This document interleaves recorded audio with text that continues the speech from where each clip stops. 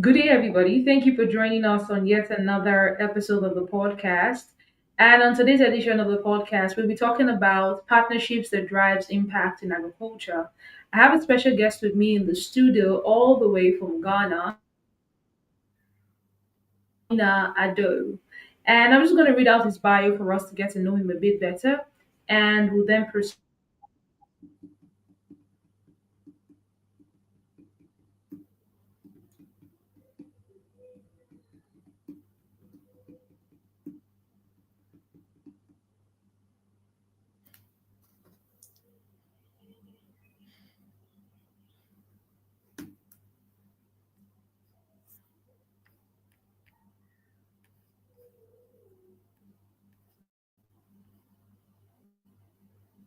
West Africa.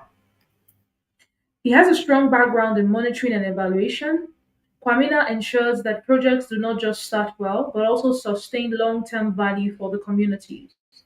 His passion lies in connecting global priorities such as food security, climate resilience, and green innovation with locally driven solutions that empowers farmers, entrepreneurs, and vulnerable population. Kwamina brings fresh insights on how organization stakeholders, collaborators, can build resilient livelihood, skills climate smart practices, and position Africa's agriculture at the heart of sustainable development. Mr. Kwamina, welcome and thank you for being here with us today. Oh, okay. Very much, Thank you so much Osarugue. for being here. It's my pleasure, yes, to be on your Fantastic, platform to fantastic. share ideas and converse about agriculture in Africa with your viewers and subscribers today. Thank you. Thank you so much. So, as we delve into the conversation, knowing fully well that you are an international development expert, so a lot of the conversations will be in that direction. So, from your experience, what would you say makes partnership truly transformative in agricultural development space, and how do you identify the right partners at the start? Well, thanks again, Peace, for the opportunity. I'll say that from my experience, what I think makes partnerships truly transformative in the agricultural development space and how I identify the right partners at the start is that is it okay if our conversation centers in our West African context? Because that is where extensive experience Sure, that I have definitely, has been built. I can go ahead with. definitely. Yeah, so I'll say that in West Africa, formative partnerships start where shared strengths.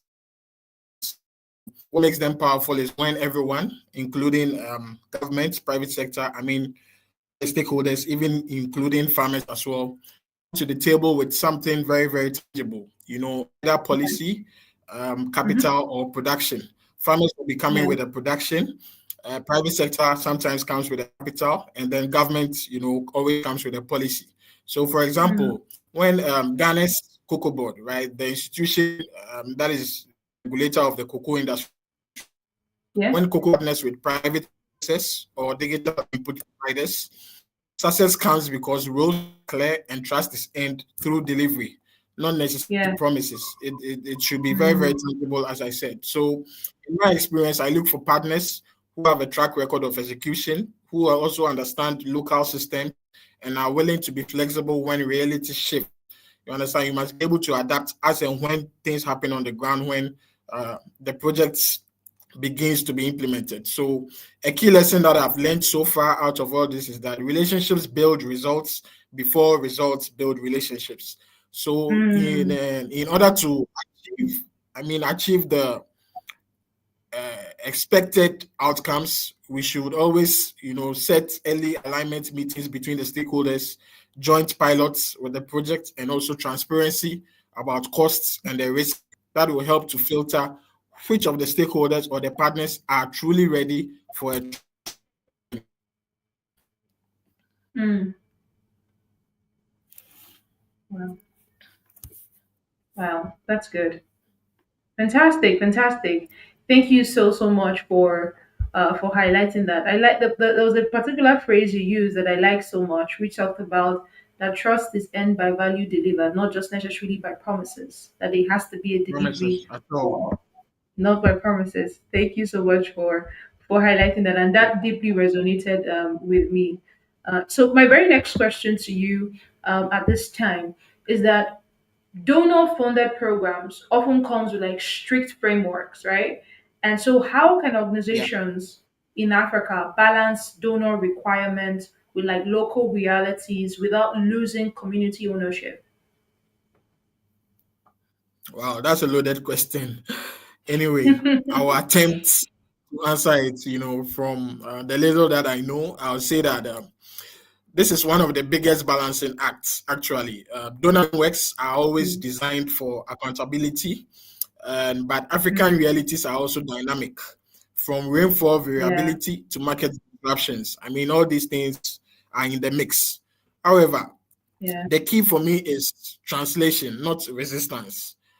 Like, for example, in Mm, northern Ghana and other parts of Nigeria, donor timelines often don't align with planting seasons. I mean, this is a very common example. So we redesigned the work plan around the agriculture calendar and present it as an delivery model instead of a deviation. So when you do this, mm, we get donors to understand the local context. In addition, we also co-create local steering committees that include chiefs, women groups, mm, and youth representatives to review budgets and activities of the projects. This way, communities don't feel like just implement. However, they also feel like investors or the creators of the project or the initiative.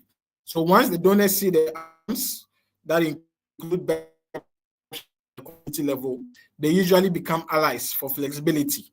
So then you talk to them about attempting to make something flexible, they always understand because you've already made them part of the from the initiation up to the project delivery period. So it mm, makes them understand and also become allies. Ownership about the project is also not about slogans, it's about shifting decision making power. Let the mm. communities or the target beneficiaries at the local level feel that they have the decision making power and not just about slogans because you got some donor funds to be able to implement your project. Thank you. I hope I tried to answer it. Yes. Yes, yes, yes. You did justice to the question. I like the part that you emphasized on it's about making it having the context, relate translating those frameworks into the context where with those realities and then Exactly. working with that. Thank you so much for sharing that with us. So my Yeah. other question now is, many private companies they sort of want to invest in agriculture.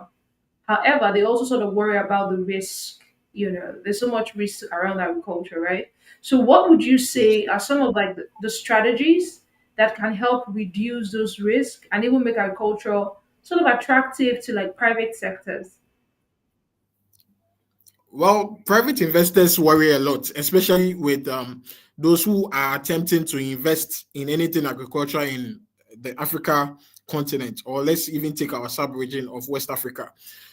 For me, from my experience, I've noted that they worry about three main things. Number one will be production Mm, inconsistency. Number two, market mm, uncertainty. And number three, currency risk. From the work I have done so far, I mean, these are the three most important things that many of the foreign investors who want to help us or invest in African agricultural in our context, right? These are the things that they bother about. So let's look at how we can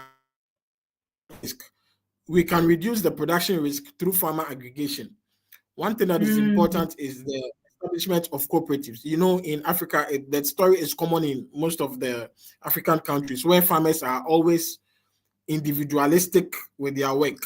So we reduce yeah. this production risk through farmer aggregation, adopt cooperatives or introduce cooperatives or promote the establishment of cooperatives or off-taker schemes that can Mm, guarantee supply quality. For example, in the cocoa and shea butter supply chains, we are leveraging digital traceability systems to assure buyers of consistency and sustainability at least for over a period of 5 years. So if you are ready mm, in these supply chains, like in the cocoa sector or the shea butter supply chain, we ensure that we give you data that can mm, prove consistent supply for the next 5 years. Mm. Market risk can also be through forward contracts and blended financing. We have development Mm. and NGOs who can provide partial guarantees, allowing local processors or SMEs to borrow confidently. Finally, we can't overlook infrastructure risk. I mean, in Africa, it's common. Poor roads, unreliable logistics. We can have public-private partnerships that co-invest in rural infrastructure like feeder roads, solar-powered cold storage. These are key to unlocking private capital at scale. So this is what I'll say in my opinion. Thanks. Mm. Fantastic, fantastic. Um, I like the part when you talked about the aggregation for production purposes. That's really good. I think that that's a way to ensure consistent supply of the specific produce in question. So fantastic. Yes. So now let's talk around partnerships, right? As that's like also part of the main conversation we're having today. Sometimes partnerships they often fall apart. When communities are not fully engaged, right? So, from your own experience, what would you say are some of the practical approach that you've seen work best in ensuring that farmers and the local groups are active co-creators rather than just passive beneficiaries? Great. I'll say that in West Africa, engagement works when communities see themselves in the outcome. In one project that I was Mm, part of, we started by letting farmers map their own value chain bottlenecks from input access to market price. When they saw mm, their own pain points on paper, they became more invested in the mm, solutions. So usually we want the main people who are the farmers to be part of the whole process and not feel outside of the process. What we also did as part of that project was that we established lead farmer models where respected community members handle coordination and training. It wasn't given to mm, outsiders, especially outsiders from that mm. geographic location. We also have transparency about money, right? It's another success factor. When the local associations see the budgets or directly manage portions of funds, the trust is able to increase. We have initiatives like the local VSLAs or the village savings and loans associations where we go to the communities, build capacity of the target beneficiaries in how to go about savings, and they keep the money on their own. They elect leaders for the associations on their own. This is not brought from outside to them. So when they take part, they see themselves as part of it and they invest in it as well with their time and energies. So I'll say that above all, we also have community engagement, which should not be seen as a meeting. However, it should be seen as a process. Mm. Dialogue, local language communication, and celebrating milestones together make the partnership real and lasting. So all I'm saying is that when we let the local community or the indigenous people know that the whole thing is about them and they lead it, you are able to achieve success. Wow. So from what I gathered from what you just shared is that from the inception, the the farmers and the people from the community have to also be put within the program to see that they are co-creators of the program. Take their feedback, take Exactly. their suggestions, just incorporate them from the inception. So it's like you're building from the ground up and not from the top to base. Interesting. Yes. That's Fantastic. correct. Fantastic. Fantastic. So, can you sort of share like a case study, for instance, where it would be like the government, private sector, and even community stakeholders worked together successfully, and what were the key ingredients to ensure that that happened? Thank you. A great example is the Ghana Tree Crop Development Authority's collaboration with private processors and farmer cooperatives in the cashew sector of Ghana. Government Mm, provided policy and regulatory clarity. The private sector ensured offtake and QC, that's quality control, while farmer groups managed aggregation of the cashew and traceability of the product. So what made it work was the mutual accountability from everyone's part. Everyone had performance targets, and there were quarterly Mm, review meetings chaired by a neutral chairman or convener.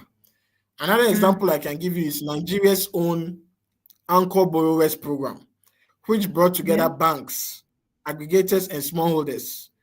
Though it wasn't perfect, it demonstrated how risk sharing and structured aggregation can mobilize local capital for production. Yeah. Mm. Fantastic, fantastic. Thank you so much for sharing that. So how would you measure success in agricultural partnership just beyond donors report? What would be like the key indicators that you would say matters the most, for real lasting impact on livelihood and resilience?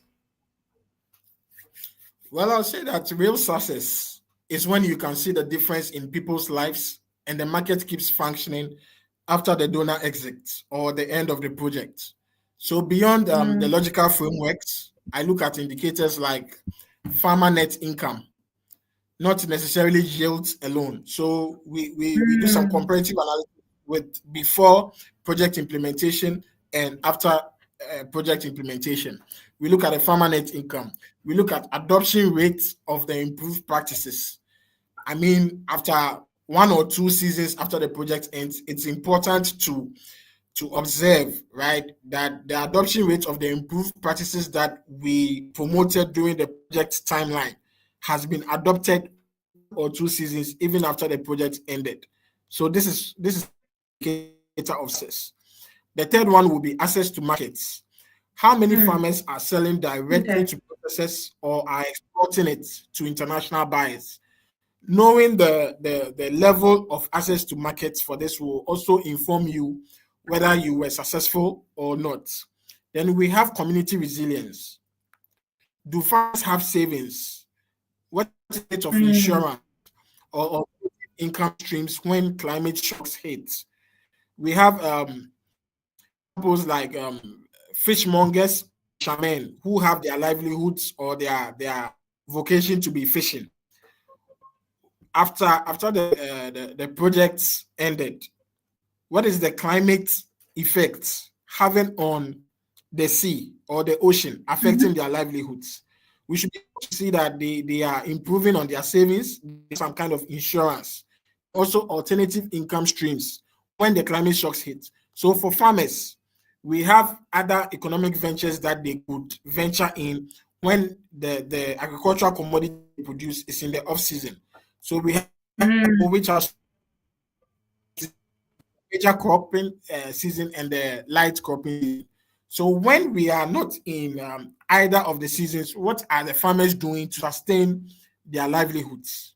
We yeah. have to look at that. So that is what we call alternative income streams, that we provide something that they can do whilst their main activity of cocoa farming is out of season. And for the fishermen, what do they also do when there are periods where the government in Ghana, like this, I don't know about Nigeria, but in Ghana, we close the sea, we close the all artisanal fishing for 1 month. From the beginning of the Mm, month to the end of that 1 month, fishermen are not allowed to go into the sea to fish. What do they do in wow. periods like this? Not even necessarily about climate effects. So we Mm, have same community resilience, that our farmers having savings, what is the insurance status, and what are the alternative income streams when they are not going about their main business or their main vocations. So mm. I also end by saying that we collect qualitative data right after the end of the project. Farmer stories, Yeah. women's testimony, community innovations, because those will Mm-hmm. show the depth of change that NAP cannot capture. Yeah. You understand? We have the farmer net Mm-hmm. income, practices, access to markets, community resilience, and the qualitative data that numbers cannot. This after the end of every project. So that is how our assessments, in my experience, looks like. Thank you. Fantastic, fantastic. I like how you talked about it. Just putting things in perspective, saying that during the off season, Yeah. farmers need to consider alternative alternative source of earning or Livelihood. livelihood for themselves. Yeah. But wanting to think about that, do you think that, for some persons, is it like a mindset thing where they feel, this is one profession where I've always done, there's nothing else I can do. I'm not conversant with doing something else, and they might not want to consider the alternative source of livelihood, because to them it's like, oh my god, I'm living what I've always been used to, and I'm trying to, immerse myself in something else. So have there been cases where you guys have been actively able to do a program that helps with that for farmers, specifically in your region or in the regions where you've worked in? And what was like the success rate of that? I'm just curious. Sure. Well, I'll answer your first question by comparing it to, I mean, people like us who are well educated and are having, let's say, a comfortable job.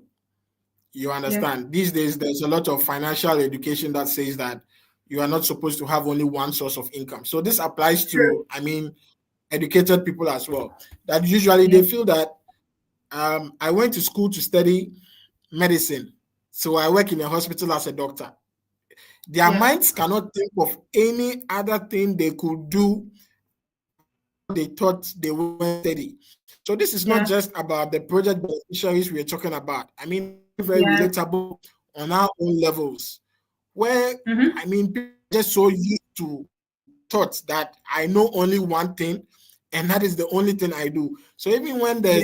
there's shock, either redundancy and loss of job, I don't know, maybe your boss, you lose your boss and the business closes down, they become unemployed and very, very financially wanting.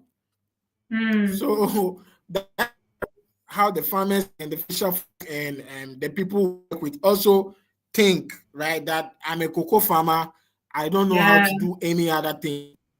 You understand? So it's about Yeah. education. That when we get on the field with these kind of issues, we educate them for them to learn. It's about acquiring, just like what applies to people like us as well. That Yeah. maybe the teaching or the IT I'm doing will not fetch me a lot of income. So on the other side, I go and study something else, maybe welding, something, or farming. You understand, to support the basic livelihood that I have. So it's the Mm. same thing that we do on the field, where we educate them. So, for example, when the cocoa season is we are out of the cocoa season, farmers Okay. are encouraged to place up like forest agroforestry. That is Mm. mixing um, planting of trees together with your agricultural commodity, the product that your is off.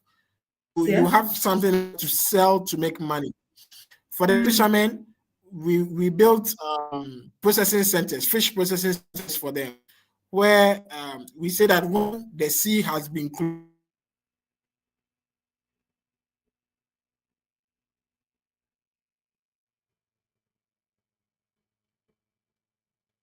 smoke the fish or fry the fish or cook the fish to sell.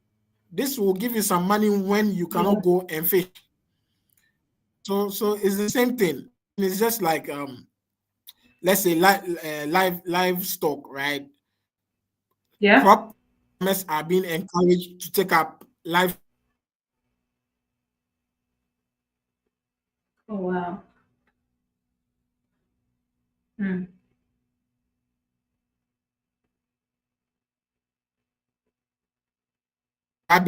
rabbit rearing to the crop Mm. production, and you're going to increase income streams. You're going to have various streams of incomes to be very comfortable. You understand? So it's all about education and skills building. Thank you. I don't want to bore you with plenty talk, so let Thank me you. pause Thank there. you. Thank you so much for using the different analogies to answer that question, and also letting me know that you guys try to educate the farmers and just create a mindset shift for them, letting them know that it's possible for them to also delve into other aspects of earning, right? Fantastic. So this will be my final question for you today on this episode of the podcast, which is, looking ahead, what kinds of partnership will Africa? Do you think Africa would need, uh, mostly to be able to scale sustainably its agriculture, and also climate smart solutions? And how should organizations position themselves to be part of this next wave?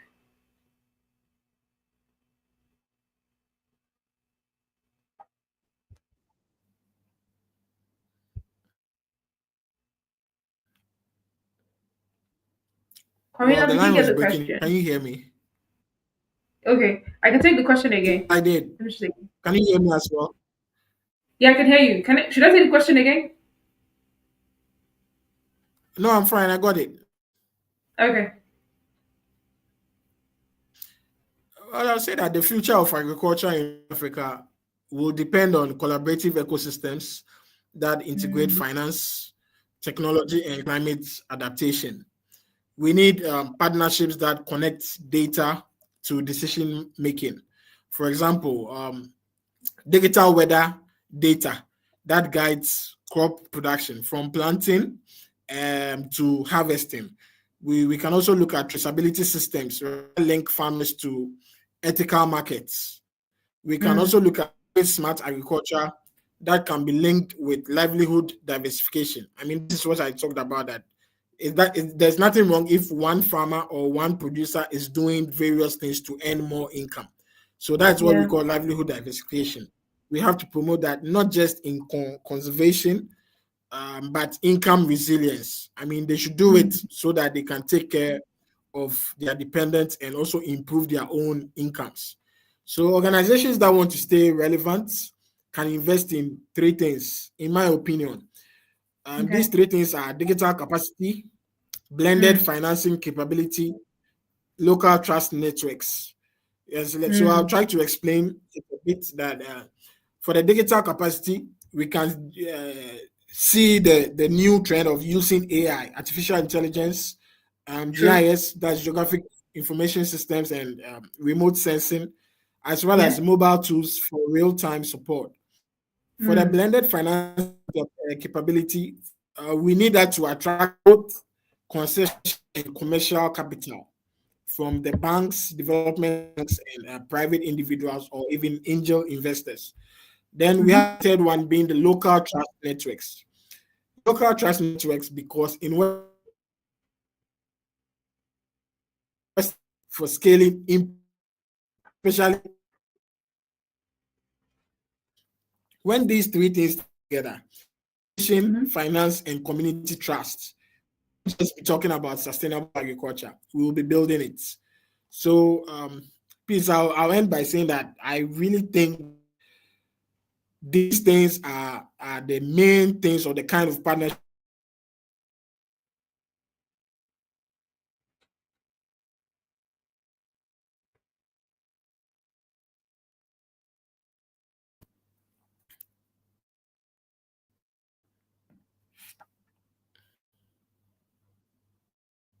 Okay. Thank you, Mr. Kwamina.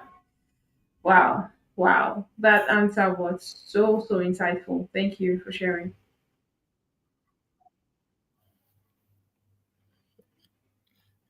Yeah, Fantastic. So, thank you so much for um, sharing your expertise with us today on the subject matters of partnership that drives impact in agriculture, and just giving us a lot of context around specific countries. Particularly, your context was around Nigeria and Ghana within West Africa. So, thank you so yes. much for sort of highlighting that. So, this is usually like my last question that I like asking every of my guests that comes.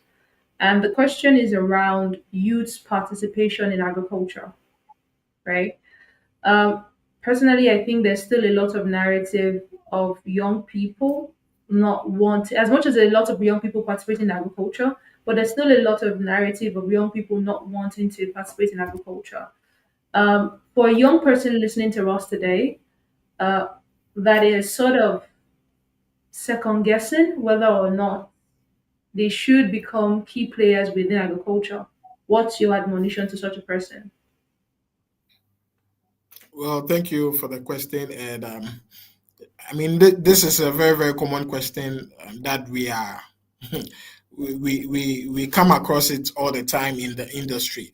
And I would say that the young people should find the right people within the Mm, space to consult for advice and mentorship so that they can participate in agriculture. mm, The structures that are supposed to be there to encourage participation of young people in agriculture, unfortunately, it's not effective.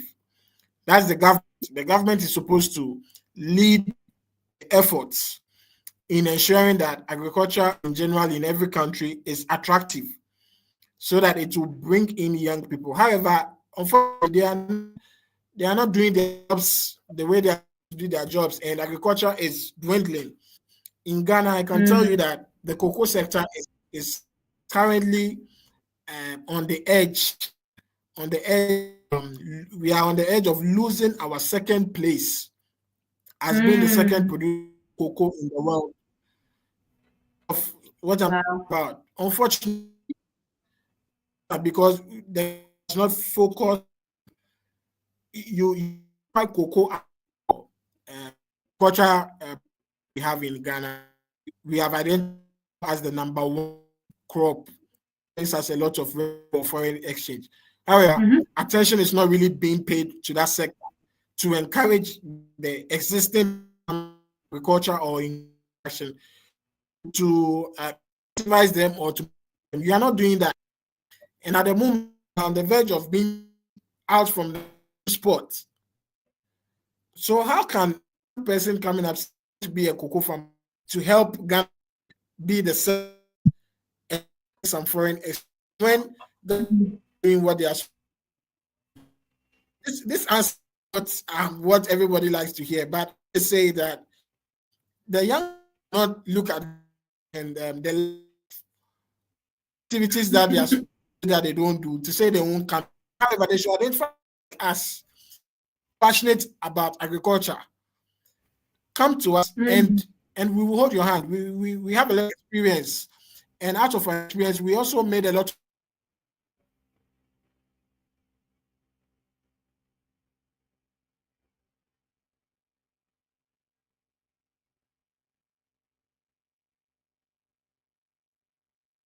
Wow. Interesting. Mm. Fantastic. Yes, I hope you didn't lose me there because that was where I was really things on my heart. I lost you a bit.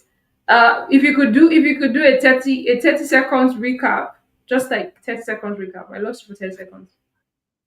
Yeah, so I'm saying that the young people should identify people like us. They shouldn't feel that government has the sector, so it's not attractive. It's very, very attractive and very, very rewarding. Mm-hmm. True, it is.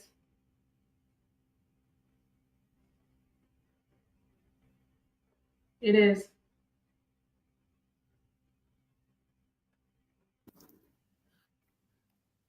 Yeah. I hope you Thank you didn't so lose me much. again. Thank you so much for sharing that. Thank you so much for sharing that.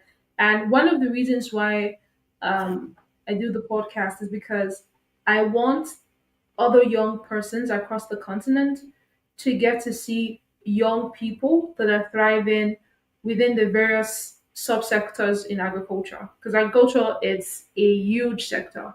And within the sector, there are like subunits. Everybody's not doing processing, everybody's not doing import exportation, everybody's not doing traceability. Some people are in climate change, some people Yeah. are in animal husbandry, cultivation, production, cold storage, post trying to manage post harvest losses, so there are different financing, so there are different facets to it. But one of the key elements that I try to achieve with the podcast is having a lot of young people across the continent come just share from their level of expertise, and so that other young people across the continent that are discouraged could see people that look like them that are doing great stuff. and be inspired to believe in themselves that, Yeah. okay, I think there's something here for me, regardless of what it is that they are studying. Because typically in Nigeria, we have people studying agriculture, but from their second, third year, there's this sort of silent resignation where they already know that once they're done, they're trying to go look for a job at the bank. They're trying to do something else. They have no plans to study agriculture. And meanwhile, there are also people that are professionals from other fields that sort of transition into agriculture. I've met people like that that are maybe engineers that are now into agriculture by virtue of the inventions or innovations that they came about with and stuff like that. So, well, thank you so much for sharing and just helping us know that as much as there's a lot of discouragement because we're not getting the kind of support we would like from the government, however, young people are thriving within the space, and young people can also get mentorship from other young people that are doing tremendous work, of which you are one of such persons. So thank you so much for your time today, Kwamina. It's been such a delight interacting and engaging with you. Thank you for sharing your expertise with the community. And like I said backstage, thank you for the tremendous work you're doing in Ghana. Yes. Thank you very much, Osarugue, for the opportunity to come onto your platform to converse about what we are all passionate about. And I look forward to, change coming up within Africans. Africans need we need some change. Let's control our own narrative and lead what we want to do ourselves. We are capable. I see what you are Yeah. doing. Totally impressive. You didn't wait for anyone to employ you or something, but you are thriving. And because of you, people are learning about what's going on in other countries on the continent. Yeah. So let Yeah. everybody take the initiative that yes, Africa, the young people of Africa, we are capable. So yes, thank you for what you are doing, and thank you for having me. Fantastic, Mr. Kwamina. Thank you for the commendation and your kind words. They mean a lot. Thank you. You're welcome. Yeah.